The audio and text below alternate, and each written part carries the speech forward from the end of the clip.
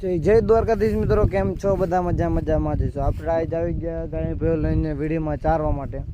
અને તારા વિડીયો એટલે બનાવ્યો કે હું તમને એક બહુ જૂની વાત કહું છું.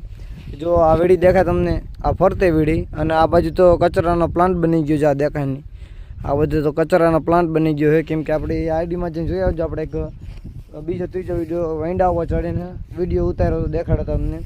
એ એનાથી ને મોટો પ્લાન્ટ છે, આમ બધા કરતો હોય. આખો આટો ફરવું ને, ફરતે આટો પર તમારે કલાક ઉપર થઈ જાય આટો ફરવો હોય તો. અને આ વીડીમાં આપણે આખી વીડી હતી ને ચારા એ ઢોરની, ત્યારે જો આવું ખડ દેખાય ખેતરમાં, એ ખડ થાય ને કાર્યું ખડ, એ આખું આ વીડીમાં થતું. ટૂંકમાં શિયાળો આખો વયો જાય અને આખું ચોમાવું હોય જાય. 8 મહિના 8 થી 9-10 મહિના લગી ચારતા ઢોર તો એ ખૂટતું નહોતું. અને નીણ બીણી ત્યારે ઓછી નાખતા નથી. અને તારો તો શિયાળો જાય અડધું ચોમાવું 2 મહિના, એટલે 4 મહિનાની ખાલી સારવા જવાના, બાકી 8 મહિનાની નાખવાની. અત્યારે હવે ઊંધું થઈ ગયું.